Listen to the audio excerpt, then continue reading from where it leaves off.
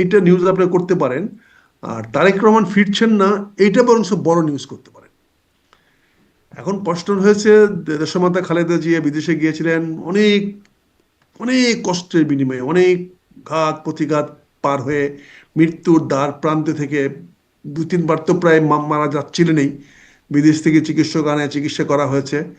শেখ হাসিনা তার চূড়ান্ততম প্রতিহিংসা কাকে বলে, কি প্রকার, সেটা দেশমাতা খালেদার উপর দেখিয়েছেন। আমি শেষ পর্যন্ত ওনার সঙ্গে দেখা করেছি, নিজের দলের অস্তিত্বকে বিকিয়ে দিয়েও দেখা করে অনুরোধ করেছিলাম। ওনার সঙ্গে কথা বলেছিলাম লাস্ট 13ই জুলাই। বলেছিলাম যে আপনার আর কত প্রতিশোধ নেবেন এবার, এখন দেখেন।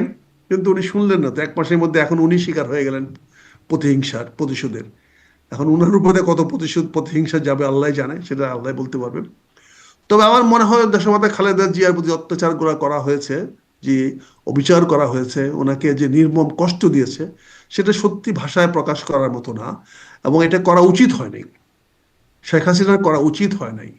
উনি এই যে কাজটা করেছেন তার মাসুল ওনাকে দিতে হবে, এবং দিচ্ছেন এবং শুরু করেছেন। দেখেন, অপরাধ তো বেশি করা দরকার পড়ে না। মানুষ তো 1000 মার্ডার করলেও একবার ফাঁসি হবে, আর একটা মার্ডার করলেও একবার ফাঁসি হবে।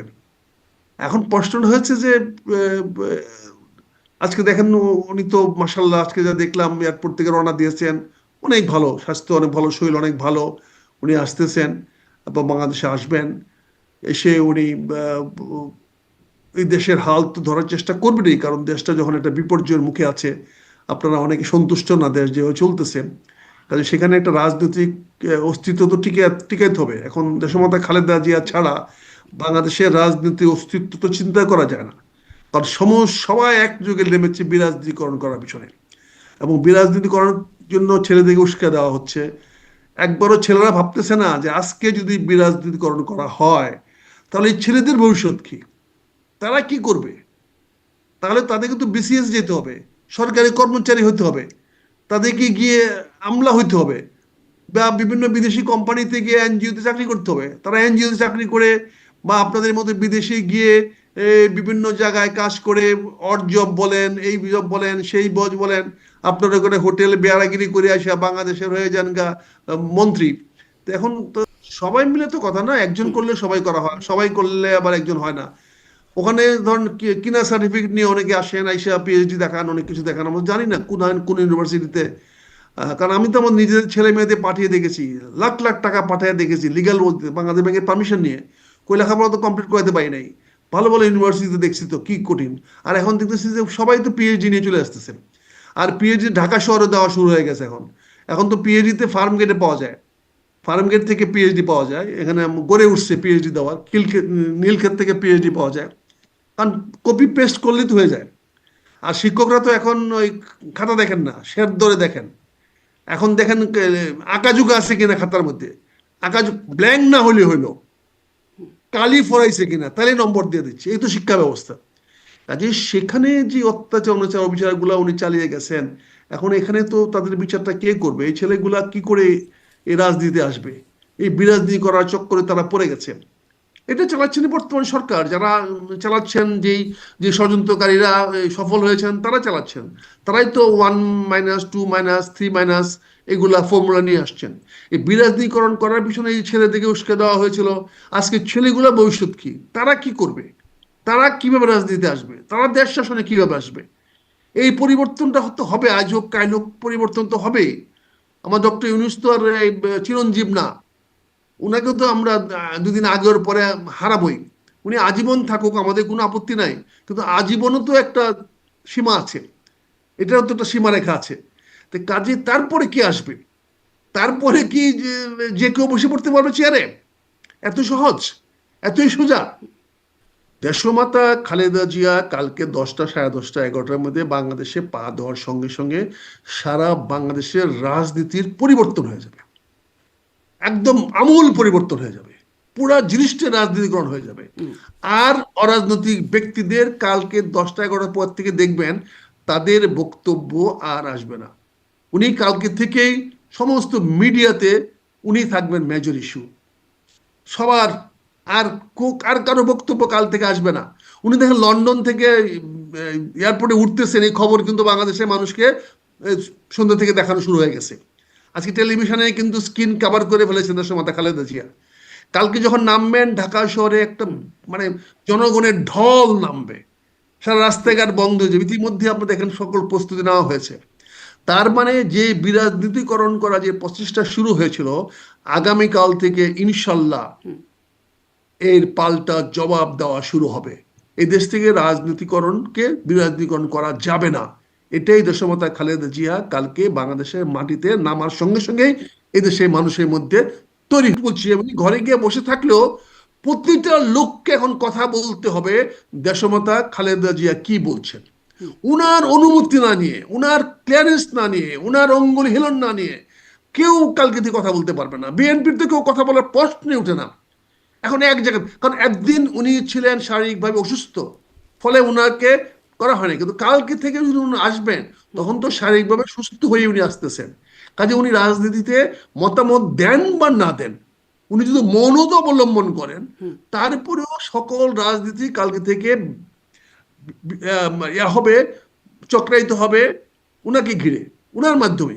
কাজে বিরাজনীকরণ করার চ্যালেঞ্জ কালকে থেকে শুরু হয়ে যাবে, আমি যেটা মনে করি, আমার ব্যক্তিগত মতামত। বিএনপির নেতৃত্ব এক জায়গায় ছিল। দেশমাতা খালেদা জিয়া অসুস্থ হয়ে যাওয়ার পরে উনি তারেক রহমানকে পূর্ণ দায়িত্ব দিয়ে দিয়েছিলেন এবং তিনি চিকিৎসার জন্য ওনার ছেলের কাছে গিয়েছিলেন এবং ছেলে সবকিছু বলে আসতেছে। এখন স্বাভাবিকভাবেই এটা অস্বাভাবিক দেখাবে যে দেশমাতা খালেদা জিয়া ঢাকা শহরে ভালো আছে আর আমরা লন্ডনে ফোন করে ওনাকে জিজ্ঞাসা করছি খবর কি। এটা একটা অস্বাভাবিক থাকবে, দেখতেও বিতর্কিত হবে। এখানে দেশমাতা খালেদা জিয়া না হলে তাহলে কালকে এসে পদত্যাগ করতে হবে বা পদ ছেড়ে দিতে হবে বা বলতে, উনি তো এখন বলতে পারবেন না। কাজে এখন যেটা হয়েছে, এতদিন আমরা হয়তো তারেক রহমান সাহেবের মাধ্যমে আমরা পাইতাম, এখনো তাই পাবো, তারেক রহমান সাহেব দিবে। কিন্তু সেইটা ওনাকে আর এখন লন্ডন থেকে বলতে হবে না, উনি তখন বলবে দেশমাতা খালেদা জিয়ার নির্দেশে উনি বলছেন। কাজে এখানে জিনিসটা যেটা চলে আসবে, অর্থাৎ খালেদা জিয়া, দেশমাতা খালেদা জিয়া রাজনৈতিক প্রেক্ষাপটে সামনে চলে আসবেন। উনি উনি উনি এখন পুরো জিনিসটাকে ওনার নিয়ন্ত্রণে নিয়ে আসবেন। এবং যে যেখান থেকে কথা বলো, তারেক রহমান সাহেবও যে কথা বলো, সেই কথাগুলা দেশমাতা খালেদা জিয়ার পক্ষ থেকে বলা হচ্ছে, এটাই কাল থেকে প্রচারিত হবে। কিন্তু শীর্ষ নেতৃত্ব একজনই থাকেন, যেমন ধরেন আওয়ামী লীগের ক্ষেত্রে শেখ হাসিনা না, শীর্ষ নেতৃত্ব একজন থাকে না। শীর্ষ নেতৃত্ব ঘিরে আবার নেতৃত্ব বলে থাকে। কোন রাজনৈতিক দলের শীর্ষ নেতৃত্ব বলতে একজন থাকে না, শীর্ষ নেতৃত্বেরও চারপাশে বলয় থাকে। কারণ একজন সবকিছুর পক্ষে দেখা সম্ভব না, জানা সম্ভব না। এখন এই যারা বলয়টা তৈরি করে, সেই বলয়ের সঙ্গে বিভিন্ন লোক থাকে, কারো প্রভাব বেশি থাকে, কারো প্রভাব কম থাকে। যাদের প্রভাব বেশি থাকে তারা দৃশ্যমান হয়, তারা সামনে থাকে। যাদের প্রভাব কম থাকে তারা ম্রিয়মাণ থাকে, তারা চুপ থাকে, তারা অপেক্ষা করে। কাজে এটা যে কোনো বিষয়ে নেগেটিভ পজিটিভ থাকতেই হবে। একটি ধারা কখনো প্রবাহিত হবে না। কোনো কিছু ফ্লো করতে হলে, কোনো কিছু সামনে আগাইতে হলে আপনি নেগেটিভ এবং পজিটিভ ফ্লো থাকবে, তাহলে কোনো লোড দিলে পরে সেখানে জিনিস দেশের মধ্যে খালেদা জিয়া হবে। এবং উনিও হওয়ার পরে উনি ক্ষমতা নিয়ে রাষ্ট্রপতি নির্বাচন হবে, রাষ্ট্রপতি নির্বাচন হয়ে উনি রাষ্ট্রপতি হয়ে যাবেন, তারেক রহমান সাহেব এসে প্রধানমন্ত্রী হয়ে যাবেন। এগুলোর মধ্যে তো কোনো বড় অঙ্ক করা কিছু নাই। এগুলো নিয়ে তো রকেট সায়েন্স না, it is not the Chanakya politics না, এটা সক্রেটিক্স লাগবে না। এটার জন্য আমাদেরকে যেতে হবে না সেই রোমে, এই রাজনীতিতে কি হবে। অঙ্কটা খুবই পরিষ্কার এবং এটা হতে দিবে না বলে আজকে বিরাজনীতিকরণ করা হচ্ছে। বিএনপিকে ক্ষমতায় যেতে দিবে না বলেই আজকের এই সরকার উঠে পড়ে লেগেছে যে কোনো অবস্থাতেই যেন বিএনপি ক্ষমতায় আসতে না পারে। এটা শুধু দৃশ্যমান না, এটা স্পষ্ট এবং দিবারাত আলোকের মতো স্পষ্ট। আর প্রধানমন্ত্রী কি হবেন, রাষ্ট্রপতি কি হবেন, এগুলো কোনো বিষয় না, এগুলো তো পরিষ্কার। এগুলো না ভাবার কি আছে। বিএনপিতে দেশমাতা খালেদা জিয়া যাকে প্রেসিডেন্ট বানাবে তিনি প্রেসিডেন্ট হবেন, দেশমাতা খালেদা জিয়া যাকে প্রধানমন্ত্রী বানাবেন তিনি প্রধানমন্ত্রী হবেন। কাজে এইটার মধ্যে তো অন্য কোনো রকেট সায়েন্স নাই। রাষ্ট্রপতি প্রধানমন্ত্রী ভারসাম্য, ওরা কি দুই ভাই, সৎ ভাই? রাষ্ট্রের তো সমন্বয় এখানেই, ভারসাম্যটা কি আবার? রাষ্ট্রপতি থাকবে দেশের, উনি দেখবেন কি হচ্ছে না হচ্ছে, প্রধানমন্ত্রী যদি ভুল কিছু করে উনি ছেড়ে দেখবেন। ভারসাম্যটা কি? করিমুদ্দি সলিমুদ্দি রাজনীতিতে যার কোনো অস্তিত্ব নাই, যার এখানে মাস্টারি করে বেড়ায়, এনজিওগিরি করে বেড়ায়, চাকরি করে বেড়ায়, সে রাষ্ট্রপতি তার কথা শুনতে হবে আর প্রধানমন্ত্রীর কথা শুনবে না। একটা ভারসাম্য শব্দ আপনারা বের করেছেন যে রাষ্ট্রপতি আর প্রধানমন্ত্রীর মধ্যে ভারসাম্য, কেন ভার নাই? তাছাড়া তো আবার স্বৈরাচারী হয়ে ওঠেন মানে আমাদের ইতিহাস স্বৈরাচারী তো এরকম কেউ যা বলে। নিজে হয় না। আমি যদি আমাকে মানি, আমি যখন আমার বউ স্বৈরাচারী হয়ে যায়, যখন আমি গালে হাত দিয়ে বসে থাকি যে ভাত দিবা কি দিবা না, কিন্তু আমি যদি গিয়ে ভাত খেয়ে ফেলাই আমার হাড়ির থেকে, আমার বউ স্বৈরাচারী হওয়ার কোনো সুযোগ নাই। এই স্বৈরাচারী তো আমরাই হতে দেবো, আমরা স্বৈরাচারীকে পছন্দ করি।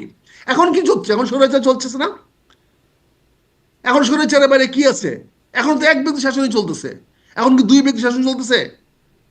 এখন কি কোনো পরিষদ আছে যে পরিষদ দেশ চালাচ্ছে? এখন তো এক ব্যক্তি চালাচ্ছে, উনি যা বলতেছেন বাকি সবাই হ্যাঁ হ্যাঁ জো জো জো জো বলতেছে।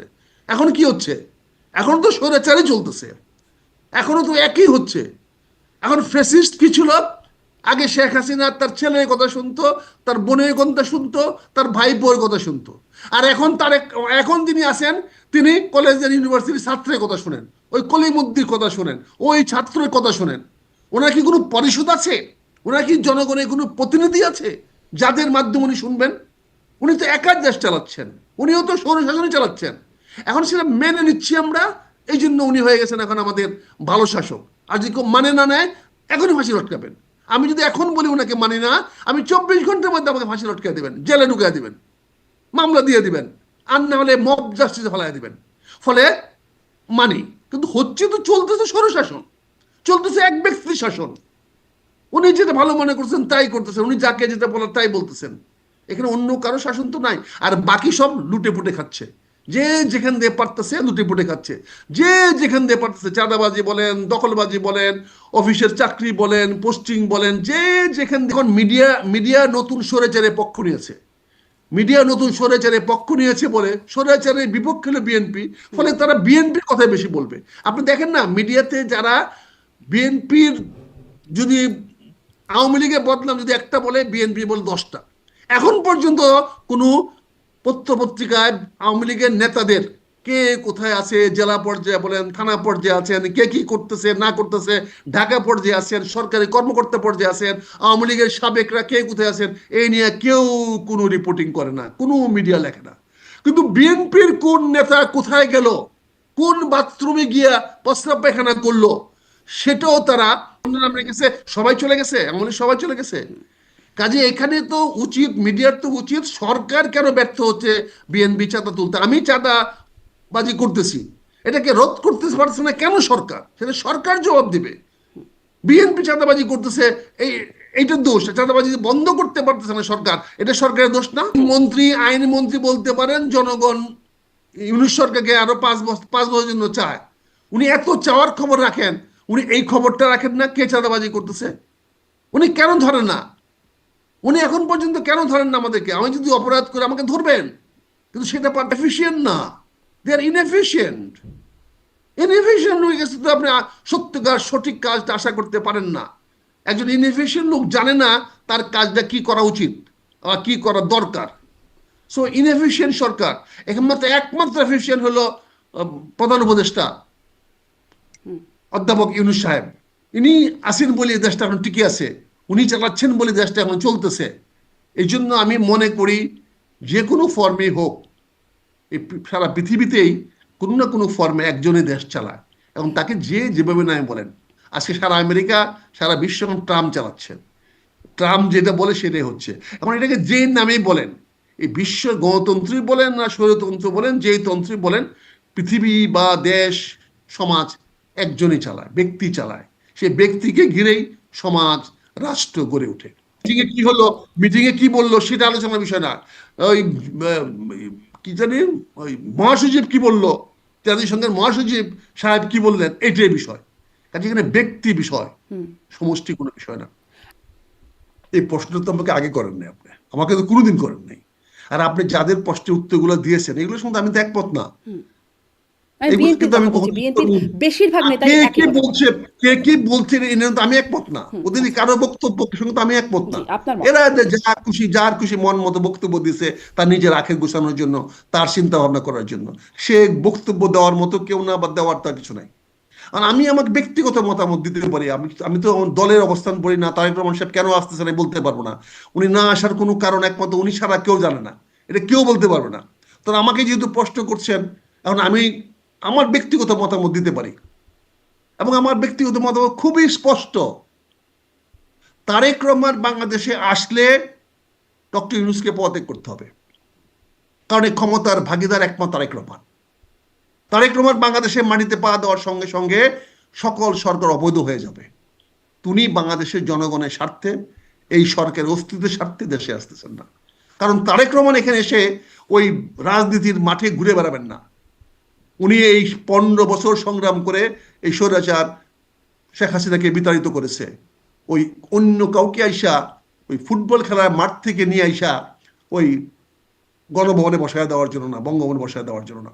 কাজে তারেক রহমান আসবে, এবং আসবে তখনই যখন উনি মনে করবে যে দেশ এবং জাতির স্বার্থে ক্ষমতা ওনার নেওয়া উচিত। এবং সেই জন্য উনি বারবার বলছে নির্বাচন দেন, নির্বাচন দিলে যারা ক্ষমতায় আসবে তখন উনি চিন্তা করে দেখবেন যে তাদের সঙ্গে এসে মিলবেন। এবং সেখানে যদি আসার পথ তো খুব পরিষ্কার, আপনি বলছেন যে নির্বাচন দিলে বিএনপি জয়লাভ করবে, আপনারা বলেছেন।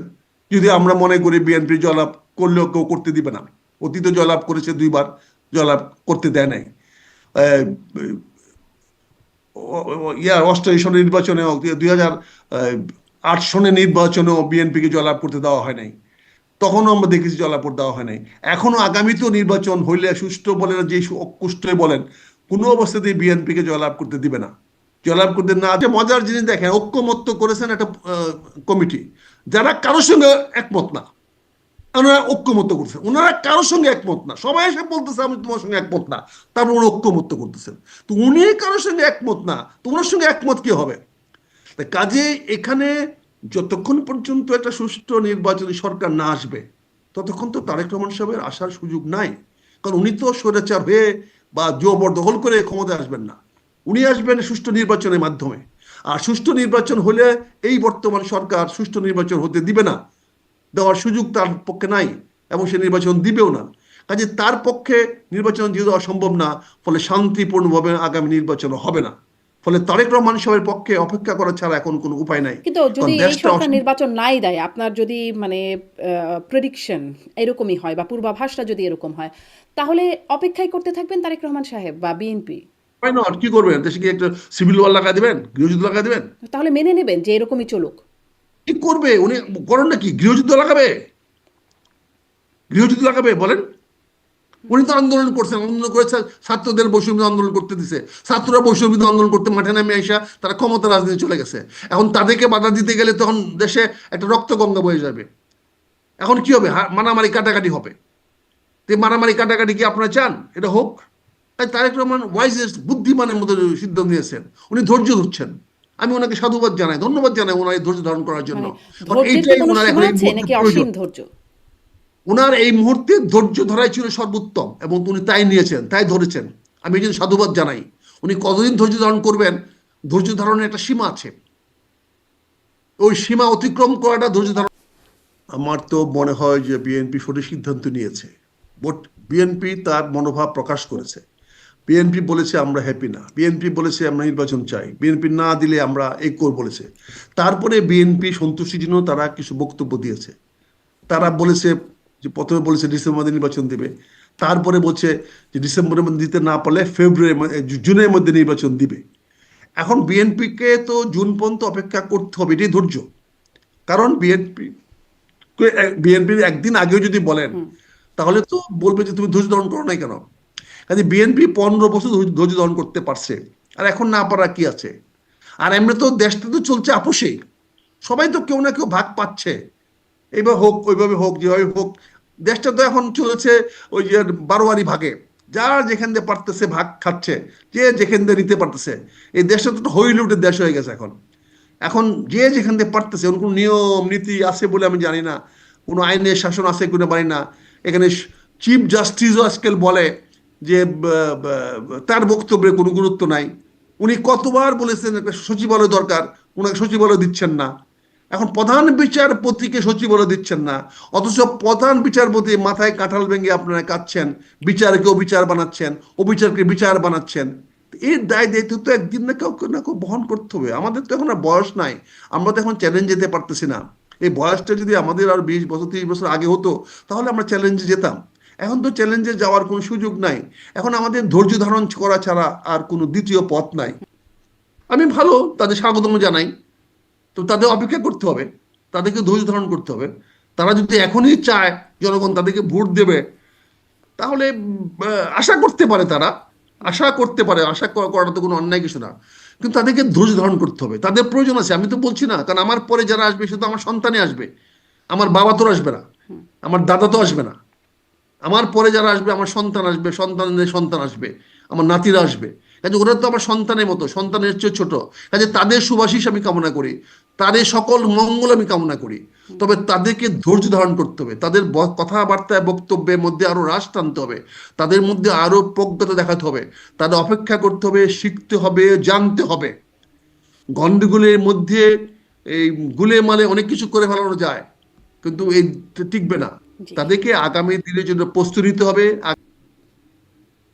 জামাতকে কি বলবো বলেন, যারা আল্লাহকে বিক্রি করে ফেলতে পারে, যারা বলতে পারে ভোট দিলে পাল্লায় খুশি হবেন আল্লাহ, সেখানে তাদের বক্তব্যে গুরুত্ব আমি কেমনে দেব? তবে হ্যাঁ, জামাতে অনেক শিক্ষিত লোক, অনেক মানে কি বলে অভিজ্ঞ লোকের সমাবেশ হয়েছে। গত 20-30 বছরের রাজনৈতিক আন্দোলনে বা এই 40 বছরে বাংলাদেশে একমাত্র পড়াশোনা লেখাপড়া সিরিয়াসলি করছে জামাতের লোকেরা। আর কেউ সিরিয়াসলি লেখাপড়া করে নাই, সবাই এগ্রেসিভ করে গেছেন। কারণ জামাতে একটা বিশাল একটা কর্মী বাহিনী গঠিত হয়ে গেছে, যেই কর্মী বাহিনী একটা প্রশাসন চালানোর জন্য অত্যন্ত অভিজ্ঞ এবং দক্ষ। তাদেরকে যে কোনো জায়গায় কাজে লাগালে, যে কোনো জায়গায় কাজ দিলে তারা অন্য যে কোনো লোকের চেয়ে দক্ষতার সঙ্গে কাজ করতে পারবে। সেই ক্ষমতা, সেই কার্যক্ষমতারা গত 40 বছরে বাংলাদেশের রাজনীতিতে, 50 বছর বাংলাদেশের রাজনীতিতে তারা অর্জন করেছে, এবং তারা একটি ভালো কর্মী বাহিনী গঠন করেছে। কিন্তু দুর্ভাগ্যবশত রাজনীতিতে ক্ষমতা যাওয়ার মতো আস্থা, বিশ্বাস তাদের রাজনৈতিক নেতারা অর্জন করতে পারে নাই। রাজনীতিতে যারা মাঠে চলে আসতেছে তাদের প্রতি জনগণের আস্থা নাই। কারণ তারা যখন বলে ভোট দিলে পাল্লায় খুশি হবেন আল্লাহ, তখন জনগণের মনে প্রশ্ন জাগে যে আল্লাহকে খুশি পাল্লায় ভোট দিলে যদি হয়, তাহলে আর বাংলাদেশের সমস্যাগুলো তারা সমাধান করে না কেন? তাহলে বাংলাদেশের এইগুলো এই তাহলে আল্লাহকে ওরা খুশি করে, আমরা ভোট পাল্লায় দিলে পরে আল্লাহ খুশি হবে? তাহলে এই যে অবিশ্বাস সৃষ্টি করেছে এই রাজনৈতিক বক্তব্যটা দিয়ে, এবং তারা যেভাবে ইসলাম ধর্মকে বিকৃত করে মানুষের সামনে উপস্থাপন করে, তাতে মানুষ তাদেরকে রাজনৈতিকভাবে বিশ্বাস করে আস্থা রাখবে না। তবে আমি আবারও বলছি, তাদের বিশাল কর্মী বাহিনী আছে যারা ডেডিকেটেড ফর বাংলাদেশ, যারা শিক্ষিত। এবং আমরা দেশে বিদেশে, আমেরিকাতে দেখেন, 3টা ছেলেকে দেখেন, if you point out 2 best, 2টাই জামাতের। একটা বলবো না, 3টার মধ্যে যদি 2টা বেস্ট খুঁজেন, 2টাই জামাতের। আমেরিকাতেও আপনি ওই নিউ ইয়র্কের ম্যানহাটনে গিয়েও যদি খুঁজেন, ওখানেও যদি খুঁজেন, দেখবেন ভালো ছেলেগুলা যারা লেখাপড়া করতেছে, ভালো ব্যবসা করতেছে, ইউনিভার্সিটিতে শিক্ষকতা করতেছে, গিয়ে দেখেন ওরা জামাতের লোক, জামাতের ছেলেরা। এবং এখানে ঢাকার বারে যান, ঢাকার বিভিন্ন অফিসে যান, সচিবালয়ে যান, টিচারদের যান, দেখেন, আপনি কম্পিউটার শপে যান, আপনার এই ফার্ম গেটে কোচিং সেন্টারগুলো যান, যদি 3টা কোচিং সেন্টার চালায়, তো 2টাই জামাত। সামনে ক্ষমা থাকবে জনগণের আস্থা, জনগণের আস্থা তো নাই। কারণ ওর তো ভাড়াটিয়া, ওদের টাকা ছাড়া তো কাজ করে না। এরা তো কাজ করে টাকার বিনিময়ে, কোচিং সেন্টার চালায় কিসের বিনিময়ে? আপনার কথাগুলো তো বোঝার চেষ্টা করেন না। দক্ষ কর্মী বলছি, আমি কি বলেছি? আমার খাঁটি বাংলাদেশ বলতাম দক্ষ কামলা, তাহলে আপনি বুঝতেন। আমি তো বলছি তারা দক্ষ কর্মী, তারা নেতা না, তারা দক্ষ কর্মী। আপনি একজন program producer, not cameraman. There is difference between cameraman and program producer. Program producer has to think, আর cameraman has to just say on. There is difference. এখন ক্যামেরাম্যান যদি মনে করে যে আমি টিভি সেন্টার চালাই, আমার বুদ্ধিতে টিভি চলে, তাহলে তো ওই দেশটা ওই অবস্থা হবে। হ্যাঁ, কর্মী আছে, লাখো লাখো কর্মী আছে, এবং বাংলাদেশের যে কোনো রাজনৈতিক দলের চেয়ে অনেক বেশি দক্ষ, নিবেদিত কর্মী আছে। তাদেরকে যে কোনো কাজে লাগাবেন, যেখানে লাগাবেন, তারা ভালো করবে। কিন্তু আনফর্চুনেটলি তারা রাজনৈতিক নেতৃত্ব দিতে পারবে না, দেওয়ার জন্য তারা তৈরি হয় নাই। আর যখনই রাজনৈতিক নেতৃত্বের মধ্যে তারা আসতে যাবে, তখনই কন্ট্রাডিকশন হবে।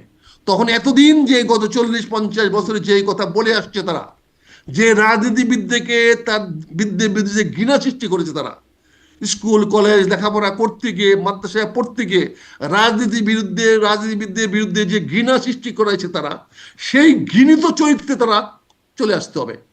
সেইটা তো সম্ভব হবে না, সেইটা তো না। আজকে যারা যখন ঢাকা বিশ্ববিদ্যালয়ে ভিসি হয়ে গেছেন, জামাতের লোক, দক্ষ ভালো লোক, কিন্তু চালাতে তো পারতেছেন না। ঢাকা ইউনিভার্সিটিতে একটা অস্ত্রাগারে বানিয়ে ফেলেছেন।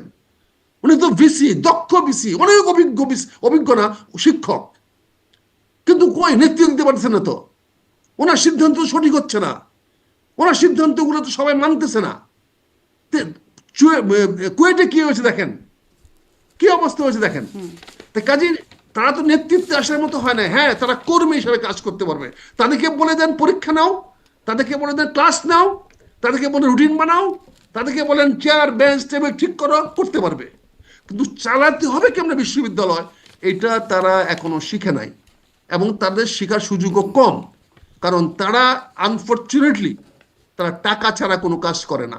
কারণ এরা এমন একটা লোক যে আজান দিলে পরেও তারা আজানের টাকা নিয়ে আজান দেয়। তারা মসজিদ ইমামতি করে টাকার বিনিময়ে, তারা টাকা ছাড়া কিছু করে না। আমার মা মারা যাওয়ার পরে, বাবা মারা যাওয়ার পরে যে দোয়া পড়াইতে হয়, সে দোয়াতেও টাকা দিতে হয়। আমার মার কবর জিয়ারত করাইতে গেলে, আমার বাবার কবর জিয়ারত করাতে গেলে, আপনার বাবার কবর জিয়ারত করাতে গেলে, যে মৌলভী সাহেবকে নিয়ে আসবেন দোয়া পড়াইতে, তাকেও টাকা দিতে হয়, তাকেও মুরগি দাঁড় দিয়ে রান্না করে খাওয়াইতে হয়। তাহলে পেশা তো আর রাজনীতি না, রাজনীতি পেশা নাই, পেশাজীবী তো রাজনীতিবিদ না। তাহলে তো ডক্টর ইউনূস সাহেব রাজনীতিবিদ হইতেন, তাহলে তো ডক্টর আলী রিয়াজ রাজনীতিবিদ হইতেন, তাহলে তো ওই কি বলে ওই যে যারা আজকে আমার পরিষদ আছে রাজনীতিবিদ, তারা তো রাজনীতিবিদ কেউ না। রাজনীতি ইনকাম হবে কেন রাজনীতিবিদদের? রাজনীতি ইনকামের জন্য করে না। রাজনীতির পেশা মানে কি? রাজনীতিবিদ তো ইনকাম করবে কেন? রাজনীতি ইনকাম, রাজনীতিতে এত লক্ষ লক্ষ কর্মী আছে কিসের জন্য? তাদের ইনকামে তো রাজনীতিবিদ চলবে। সে চাকরি করবে কেন? তাহলে সে চিন্তা করবে কখন? সে চাকর হবে কেন? রাজনীতিবিদ চাকরি করবে কেন? রাজনীতিবিদ তো তার টাকা চিন্তা করবে না, তার খাওয়ার চিন্তা করবে না, বাসস্থানের চিন্তা করবে না, সব হয়ে যাবে। কারা করবে? এই আপনাদের মতো কর্মীরা করবে, নেতারা করবে। আপনারা তাদেরকে প্রপাগান্ডা করবেন, তাদের সম্বন্ধে কথা বলবেন, তাদেরকে জনগণের সামনে তুলে ধরবেন। সে কি বলবে? তারেক রহমান কি বলবে আমি গুড ম্যান? না ডক্টর ইউনূস বলবে আমি গুড ম্যান? আজকে ডক্টর ইউনূসকে গুড ম্যান বলার লোক নাই বলেই তো ডক্টর ইউনূস ভালো কাজ করেও গুড ম্যান হতে পারছে। আপনি কেন আছেন? আমি আপনাকে কেন টক শো করার সুযোগ করে দিচ্ছি? আপনাকে টেলিভিশন চালানোর সুযোগ করে দিচ্ছি? কেন সুযোগ করে দিচ্ছি? আপনি অস্তিত্ব থাকবে না তো, তার একটা অস্তিত্ব না থাকলে। এই যে হাজার হাজার লন্ডনে কর্মচারী কাজ করতেছে, দেখেন তো। আজকে তারেক রহমান বলুক তো, কালকে সকালে আমার 10 লক্ষ পাউন্ড লাগবে, টাকা দিচ্ছেন, সেই টাকা দিয়ে চলছেন এরকম। টাকা দিবে কেন ওরা? তাহলে আমার বাবাকে আমি টাকা দেবো কেন? আমার চাচাকে আমি টাকা দেবো কেন? আমার মাকে আমি টাকা দেবো কেন? মাকে, বাবাকে, চাচাকে প্রতিপালন করা আমার দায়িত্ব। আমার নেতাকে প্রতিপালন করা আমার দায়িত্ব। আমার নেতা, আপনি যদি বলেন বাবাকে টাকা না দিলে তো বাবার দেখা যাবে না, আপনি কালকে বলবেন আপনার বাবার প্রফেশন কি, আপনার বাবা কেমনে চলে? আমি ব্যারিস্টার হয়েছি, আমার বাবা বাইরে রাস্তায় ভিক্ষা করে খাবে না? কারণ বাবার কোনো কাজ নাই, বাবা বয়স হয়েছে। এই কোশ্চেন গুলো কোথায় পেয়েছেন আপনারা? সক্রেটিস কবে চাকরি করছিল? সক্রেটিস বাজার অভাব ছিল? আমাদের কোন নবী খলিফা চাকরি করে বেড়াইতো? একমাত্র রসুল্লাহ হযরত মুসা ইসলাম প্রথম জীবনে উনি চাকরি করতেন, তারপর তো চাকরি করেন না। কি বলছেন এখনো? কি উনি কি 50 মণ ভাত খায় না 40 মণ দুম্বা খায়? উনি আপনি যতটুকু খান তার চেয়ে কম খায়। তো এইটা তো একটা বুঝতে পারছেন না? কোন নেতা কাজ চাকরি করে বলেন? মোদি কি চাকরি করে? মোদি তো এখন মমতা ব্যানার্জি কি প্রধানমন্ত্রী কি চাকরি করে? তাহলে কি বেতন পায়? প্রধানমন্ত্রী হিসেবে তিনি বেতন। আপনাকে যদি আমি প্রশ্ন করি তো আপনি মাইন্ড করবেন, কিন্তু আপনি আমাকে প্রশ্ন করতে মাইন্ড করেন না। না, রাজনীতিবিদরা পাবলিক ফিগার, আমরা তো প্রশ্ন করবই। রাজনীতিবিদরা পাবলিক ফিগার, তাদেরকে নিয়ে আমরা প্রশ্ন করব। আমি যদি প্রশ্ন করি, আপনি টেলিভিশনে আসছেন, আপনার স্বামী সন্তান স্ত্রী আছে, আপনি সুন্দর হয়ে সাজিয়ে আমার সামনে কেন আসেন? এই জবাবটা কি দিবেন? এটা ব্যক্তিগত আক্রমণ হয়ে গেল না? এটা ব্যক্তিগত প্রশ্ন না? কাজে আপনি তারেক রহমান কি করে চলে, এই প্রশ্ন করার মতো আপনার অবদ্ধতা কোথায় পেলেন? এই অশালীন প্রশ্ন করার মতো এই আচ্ছা, মানসিকতা কোথায় আপনার পেলেন? কাছে মনে হচ্ছে এটা তারেক অশালীন রহমান কিভাবে বক্তব্য, চলেন এই প্রশ্নটা এটা অভদ্র এবং অশালীন অশালীন। বক্তব্য, এইটা অশালীন বক্তব্য। তারেক রহমান কিভাবে চলে? কোন রাজনীতি, আপনি বলছেন তারেক রহমান তাহলে এত সাংসদ কেমন চলে? আমি তার জয় বলছি, কিন্তু এই প্রশ্ন করে যে শালীনতা বিরোধী অবুদ্ধচিত, এটা তো আপনারা রিয়েলাইজ করেন না, আপনারা বুঝেন। এটার মধ্যে দুঃখ দুর্ভাগ্য। ভাই শোনেন, আপনার জন্মের সনদটা কিন্তু আপনার শুধু না, আমার জন্মের সনদটা কিন্তু রাজনীতিবিদরা দেয়, এই ছোট্ট মেম্বার দেয়, ওই ইউনিয়ন বোর্ডের সেক্রেটারি দেয় না। ওই ছোট্ট মেম্বারটা আমার জন্ম সনদ দেয়। জি। তো রাজনীতিবিদদের জন্ম সনদ ছাড়া আপনার জন্মের অস্তিত্ব নাই। আর সেই মেম্বারকে প্রশ্ন করবেন, বেটা তুমি চলবো কেমনে? এই যে অশালীন যাই হোক, অবদ্ধ আমি কি এমন সময় কি, তা এখন আপনি রাজনীতিবিদের উৎস। আমি আপনাকে যে জিজ্ঞাসা করি, আমার ইনকামের আপনি উৎস আমি কয় টাকা বলতে ট্যাক্স পারবো। দেন? আপনি কয় টাকা ট্যাক্স দেন? আপনার যে সাংসদ আছে, আমি যদি ট্যাক্স ধরতে আসি তখন আপনি আমার কাছে তদবিরে আসবেন, ভাই আমাকে বাঁচান। যখন আপনাকে পুলিশে ধরবে যে ভাই আপনার বাড়িতে এত বড় গাড়ি কোথায় পাইলেন, তখন আপনি আমাকে ধরবেন, ভাই বাঁচান। আপনি যখন আপনার এই ভাই যখন বোনের সম্পদ দিবে না, তখন রাজনীতি আসবেন যে আমি তো ভাই, বাপ মারা গেছে, আমার সম্পদ দিচ্ছেন না। কই একটা ভাইয়ের বিরুদ্ধে তো বলছেন? এই যে আপনাদের নারীদের বিরুদ্ধে পুরুষরা বলতেছে, আপনারা তো অর্ধেকের চেয়ে বেশি নারী, আপনারা আঙুল চুষে চুষছেন করে করে বসে বসে। আপনারা কেন বলেন না, আই মৌলবীর বাচ্চারা, তোমরা যা বলো এটা ঠিক না, আমাদের অধিকার আমরা চাই?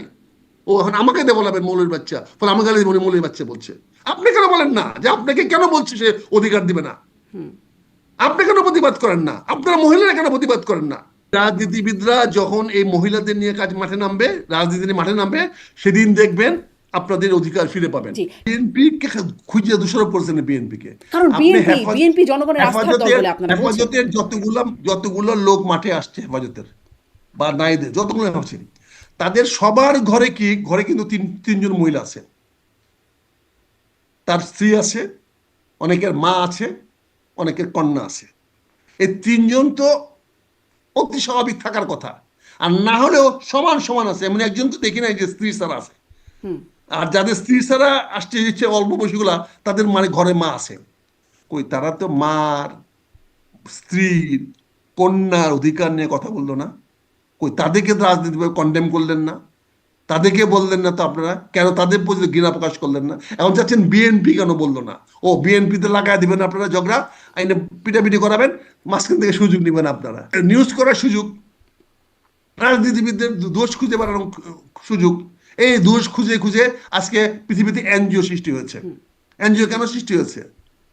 যে সরকারি কর্মকর্তারা সঠিক। আমি যদি বেঠিক কোনো কাজ করি, তার জন্য আইন আদালত আছে। আমি তো আপনার কাছে রেসপন্সিবল না, আমি তো সাংবাদিকের কাছে রেসপন্সিবল না। আমি যদি কারো কাছে ধান বিক্রি করি, কারো কাছে পাট বিক্রি করি, আমি যদি কারো কাছে যদি কলা বিক্রি করি, আমি যদি কারো কাছ থেকে কারো লজেন্স বিক্রি করি, কারো টিউব বিক্রি করি, টেলিভিশন বিক্রি করি, সেটা যদি সাব স্ট্যান্ডার্ড হয়, তাহলে ওই কিনুয়া বেটা বলবে এবং সে আমার প্রতিবাদ করবে, সে আমাকে জানাবে, না হলে সে আদালতে যাবে। আমি তো সে আদালতটাকে বন্ধ করে রাখছি, সে আদালতের আইনের শাসনটাই করতে দিচ্ছি না। এখন আমি সাংবাদিক ট্রায়াল হচ্ছে, এখন শহরে সংবাদপত্রের ট্রায়াল হয়ে যাচ্ছে, এখন তো রাজনীতি ট্রায়াল হচ্ছে না। এখন উকিলরা প্রেস কনফারেন্স করে, এখন তো উকিলরা আর জজ সাহেবের সামনে গিয়া আর্গুমেন্ট করে না। এখন কার ফাঁসি হবে কার ফাঁসি হবে না, এটা উকিলরা এখন আপনাদের প্রেস ক্যামেরার সামনে বলে দেয়। এখন বিচার তো এখানে হয়ে যাচ্ছে, ক্যামেরার ট্রায়াল হয়ে যাচ্ছে, আপনার সাংবাদিকরা বিচার করে বলতেছেন। কিন্তু আপনি কে রে ভাই? যেহেতু আমাদের দুর্বলতা আছে, যেহেতু রাজনীতিবিদরা আজকে এই যে একটা কথা বলতে পারেন, আপনার পেশা কি, আপনি কি করেন, আপনি চলেন কেমনে, এই প্রশ্নের জবাব দিতে পারেন না বলে তো আজকে আপনার কাছে মাথা নত করতে হয়। আর যারা জবাব দিতে পারে তাদের মাথা নত করতে হয় না, তাদের পিছনে পিছনে মিডিয়া চলে, তাদের পিছনে পিছনে মিডিয়া দৌড়ায়। তাদেরকে বলা হয় শামসুর রহমান কি আছে না, ওই যে আমাদের একজন প্রধান উপদেষ্টার ইয়া, ওই যে কি প্রেস সচিব, জাতিকে এখন সংবাদপত্রে কিভাবে চলবে, কেমনে চলবে, ভাষা শেখাচ্ছেন, জ্ঞান শেখাচ্ছেন, শফিকুল আলম। মাত্রা শেখাচ্ছেন। হ্যাঁ, শফিকুল আলম সাহেব শেখাচ্ছেন, আপনার তার কাছে শিখতেছেন। আপনারা এখন এতদিন পরে উনি এখন সংবাদপত্রে নতুন মানদণ্ড তৈরি করতেছেন, নতুন শেখাচ্ছেন। বুঝতে পারছেন না? জি। তো যখন উনি যারা কে? ক্ষমতায় থাকেন তারাই হয়তো শেখান সাংবাদিকতা জিনিসটা। হ্যাঁ, এটা এই হয়তো তো এই দুর্ভাগ্যের যে জায়গা। জি, বুঝছেন, এই যে বুঝছেন, কাজে আজকে আপনারা রাজনীতিবিদদের বলতে পারেন। কাজেই জি। যারা মেজর এখনো বলছি, হ্যাঁ, এখনো বলছি, কারণ প্রতিটা মানুষের তো পতন হবে, প্রতিটা মানুষের তো পতন হবে, কোনো না কোনো কারণে, কোনো না কোনো কজে পতন হবে। কিন্তু এমন এরকম পতন পৃথিবীতে হয়ে গেল কেন? একদম গণ অভ্যুত্থানে? আলেকজান্ডার আলেকজান্ডারও তো পতন হয়েছে, এমন তো কোনো লোক নেই পতন হয় না। এমন কিভাবে পতন হয়েছে? উনি থাকতে হলে যেটা করতে পারতো সেটা হচ্ছে ব্লাড শেড করাতে পারতো। উনি তো পূর্ণ ক্ষমতা নিয়ে দেশ ত্যাগ করেছেন, কিন্তু ক্ষমতা ছেড়ে দেশ ত্যাগ করেন নাই। উনি তো পূর্ণ ক্ষমতা নিয়ে দেশ ত্যাগ করেছেন, ক্ষমতাশালী হিসেবে দেশ ত্যাগ করেছেন। উনি যদি দেশের অমঙ্গল চাইতেন, দেশের মানুষের উপরে যদি গুলি অর্ডার দিতেন, তাহলে কে গুলি করতো না? উনি যদি রক্তগঙ্গ বয়ে দিতেন, কেন চীনের এই শি জিনপিং 10,000 ছাত্র মারে নাই, মানে এখনো ক্ষমতায় আছে না? কেন পুতিন মারতেছে না, এখনো ক্ষমতায় আছে না?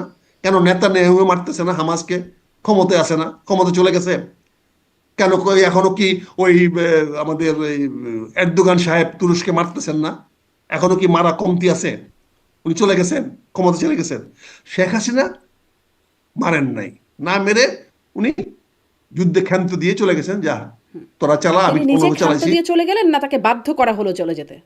তাকে বাধ্য করলে তাহলে হেলিকপ্টার যায় কেমনে? তাকে বাধ্য করলে হেলিকপ্টার কেমনে যায়? সেনাপ্রধান, নৌপ্রধান, বিমান প্রধান সালাম দেয় কেমনে? এই বিমান বাহিনী হেলিকপ্টার উঠে কেমনে? সে হেলিকপ্টার দিয়ে উনি সীমান্ত করে কেমনে? তাকে তো সময় সালাম দিয়ে পাঠাইছেন। ওই হেলিকপ্টারে তো জাতীয় পতাকা লটকানো ছিল, তো ওইটা খোলেন নাই কেন? এগুলো বললে তো বলুন আপনারা আমরা স্বৈরাচারের পক্ষে। আমরা স্বৈরাচারের পক্ষে না, আমরা শেখ হাসিনার পক্ষে না। শেখ হাসিনা থাকা অবস্থায় তার বিরুদ্ধে কথা বলেছি, শেখ হাসিনার সামনে গিয়ে কথা বলেছি, শেখ হাসিনা 1-to-1 কথা বলেছি। কাজে আমরা ওই শেখ হাসিনা জিজ্ঞাসা করে দেখেন আমরা কি বলেছি। বহুত আছে, বুঝতে পারছেন? শেখ হাসিনা বহুত চেষ্টা করছে, কিন্তু আমাদেরকে তো নত করতে পারে নাই। আমি তো দলের সিদ্ধান্ত অমান্য করে আমি সংসদে গিয়েছি। হুম। তাহলে আমার দলের আমি বহিষ্কার হয়েছি 5-6 বার। আমি তো দলকে বারবার বলছি দল ভুল সিদ্ধান্ত নিচ্ছে, এই সিদ্ধান্ত আমি মানি না। আমি বলেছি এটা, আমি আমার সিদ্ধান্ত মানি না, বলছি ভুল সিদ্ধান্ত মানি না। পার্মানেন্ট বহিষ্কার তো কখন যাই না, শেষ বসে একটাই কথা বলছি, যে আপনি যে আন্দোলন করতেছেন না, আন্দোলন না করলে কালকে আপনাদেরকে মানুষ জুতা পেটা করবে। তো হয়েছে না জুতা পেটা? এখন খাইছেন না জুতা পেটা? এই আন্দোলন নেতৃত্বে যদি বিএনপি থাকতো, তো আজকে পোলাপান এই দেখাতে পারতো এটা। আপনি যদি বিএনপি গুলিটা খাইতো না ভাইগিয়া, ওই অক্টোবরের 30 অক্টোবর যদি না ভাগতো, গুলি খায় মরতো, তাহলে 10টা 5টা 50টায় মরতো, তো কি হতো? শেখ হাসিনা থাকতো ক্ষমতায়?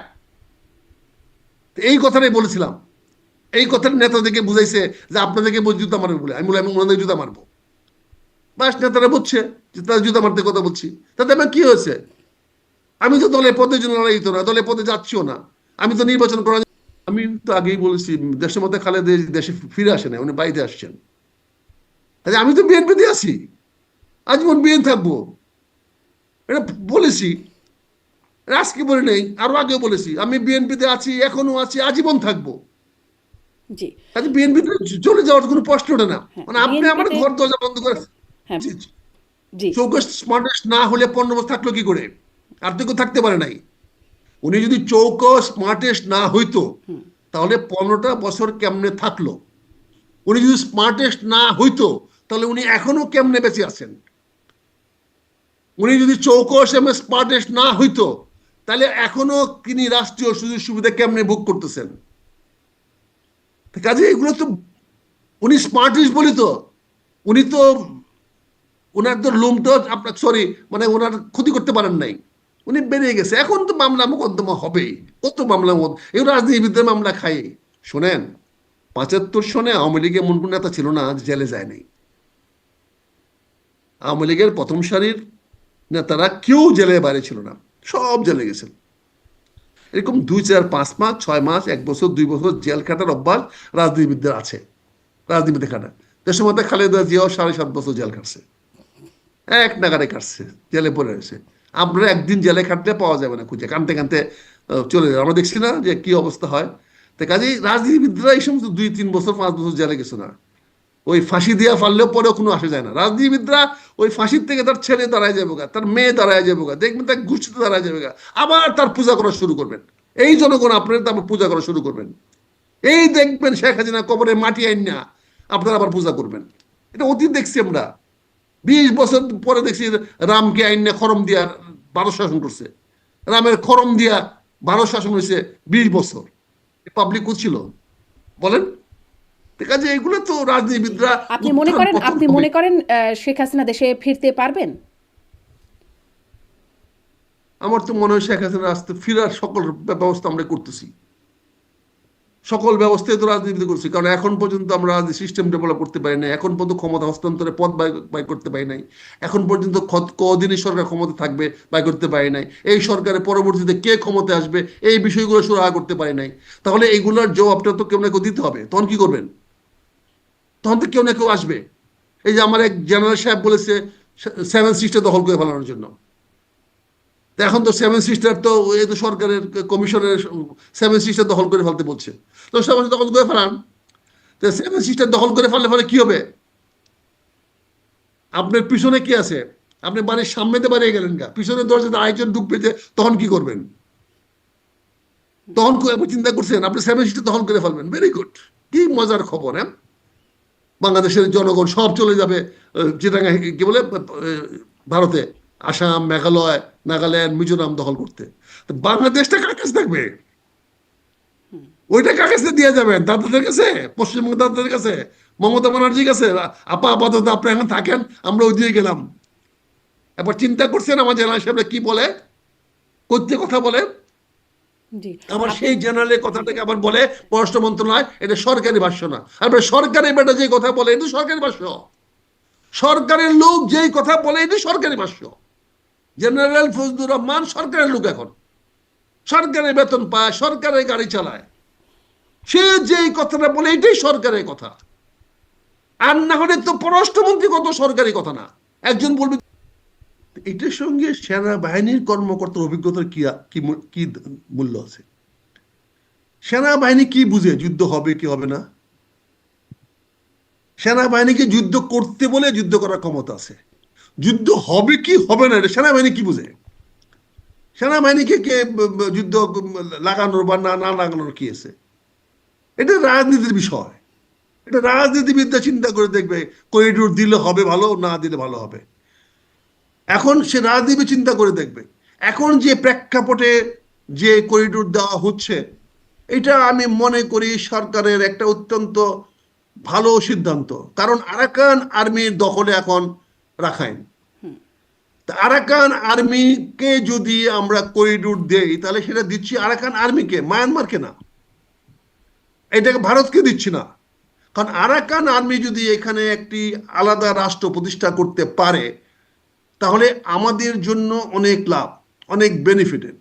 আর আপনি জানেন যে 135টি উপজাতিকে স্বীকার না করেই তো কোফি আনান সাহেব এই রোহিঙ্গাদের কপালটা পুরাইছে। কারণ কোফি আনান সাহেব যে 135টি উপজাতি মায়ানমারে বাস করে স্বীকৃতি উনি দিয়ে আসছেন। কোফি আনান সাহেব 2017 সনে দিয়েছিলেন সেই রেঙ্গুন কনফারেন্সে, রেঙ্গুন মিটিংয়ে। তারপরের দিন থেকে শুরু হয়েছে রোহিঙ্গা নিধন। কারণ রোহিঙ্গাদেরকে জাতিসংঘ উপজাতির স্বীকৃতি দেয় নাই, তাদেরকে বাঙালি বলে তারা এখনো গণ্য করে। আরাকানিরা বাঙালি, চট্টগ্রামিয়ান। অনেকে বলে চট্টগ্রামবাসীরা আরাকানি, অনেকে বলে আরাকানিরা চট্টগ্রামবাসী, এবং এইটা নিয়ে কথাবার্তা হচ্ছে।